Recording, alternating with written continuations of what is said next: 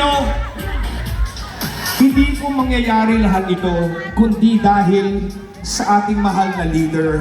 Alam niyo naman po, she is always the champion of women empowerment, and we are so honored that our leader, our mayor, is an empowered woman, Mayor Joy Belmonte! DJ Major, hip hip! Hip hip!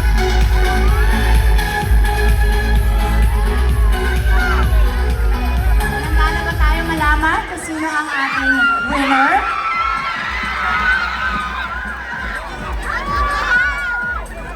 Okay, may request two representatives from our 6 districts. Dalawang representative po from our 6 districts. At kung nandyan po ang barangay chairman or barangay captain, you can join us here.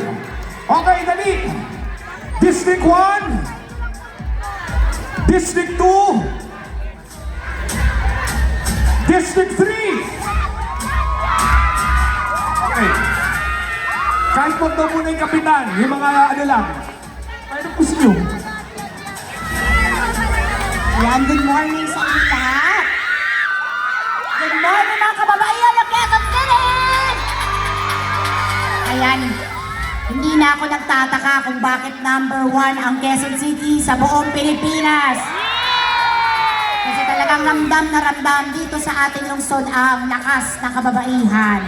At nakikita naman natin na talaga naman pantay-pantay ang mga kababaihan dito sa Quezon City, palaban ang mga kababaihan. Hindi tayo nagpapabastos dito, hindi po ba? Yan. Tayo ay lumalaban sa lahat ng uri, ng karahasan, pang-aabuso, pambabastos. Pinagtatanggol natin ang isa't isa. Tinataas natin ang kapwa kababaihan dito. At lahat ay ginagawa natin, hindi lang itaguyod ang ating pamilya, pati na ang ating komunidad, ang ating mahal na lungsod. Sa lahat ng mga nakinahok sa ating patimpalak, congratulations na sa inyong lahat. Winners na kayong lahat. Sa ating district level ay nanalo na sila ng nagto 30,000 pesos. Tama ba? Kaya ito ay Battle of the Champions, pero hindi naman sa battle, more of solidarity dance ng mga kampiyon ng lungsod Quezon. Pero lahat, para sa akin ang sumaling kampiyon na talaga. Dahil sa inyong mga komunidad, talagang sinusulong ninyo ang kalakasan ng mga kababaihan. At ako'y nangasa na habang kayo ay sumasayaw, ay talagang ramdam ninyo yung kalakasan ninyo, ha? That there is power within all of us to make a difference and to change the circumstances that we are in. So congratulations sa inyong paghahanda. Na-appreciate talaga namin ang effort na inilagay ninyo sa paghahanda, sa costumes ninyo, ang gaganda, sa choreography ninyo. Natutuwa ako kay lahat ng mga miyembro ng komunidad, nakinahok, walang nahihiya, ano man ang inyong edad, ano man ang inyong hugis, ano man ang inyong kulay, basta lahat nakiisa dahil dito sa Quezon City, pare-parehas na lahat ng mga babaihan malalakas. Diba? Magagaling, talentado. At dito, inklusibo tayong lahat. Lahat kasama sa pag-unlad. Talagang ba natin yan? Ayan. So, ayan, pinapasuspense ko lang kayo. Kaya ang dami ko sinasabi.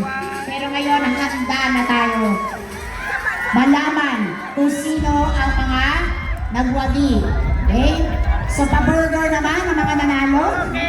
But before that, Mayor, maybe call on Ma'am Janet to please join here. The judges will join us. Judges. Sige. Well, na-announce na yung biggest contingent with 5,000 members. Ilan ba? 200! 49? 49! Yan. Ang tanong ni Ma'am Jomel, saan kayo nag-practice? Saan kayo nag-practice? Sa Bulacan kayo nag-practice. Sa Bulacan. Kasi wala nang space sa Bayatas para mag-practice. Yan. So, nag-aksaya pa kayo ng gasolina. Nag-ano pa kayo? Nag-commute pa kayo doon. Oo, paano yan? O naglakad kasi mahal na ang presyo ng gasolina ngayon. Okay na. Naglakad kayo sa Bulacan. Oh, di ba? Oh. Bulacan Street! Bulacan Street! Hindi naman ang Bulacan. Sa Bulacan Street, akala namin eh. Nag-arkila pa kayo ng bus. Kaya Bulacan Street. So, ang biggest contingent natin, syempre, alam na natin lahat kung sino ang nagwagi. Congratulations ha! Hindi madali ang mag-organize na ganyang maraming mga kababaihan.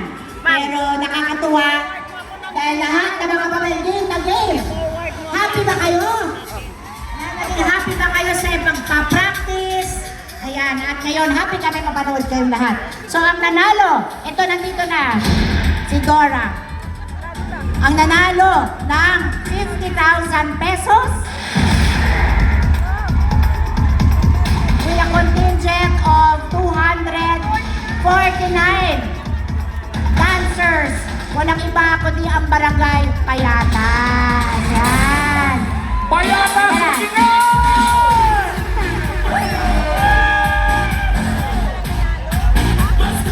Short. Hindi sila kasha. Ano ba?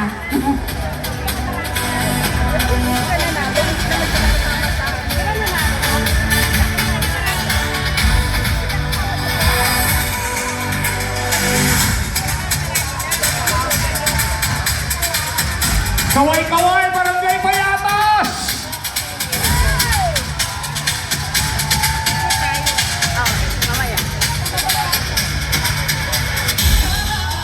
Papasalamat tayo sa very supportive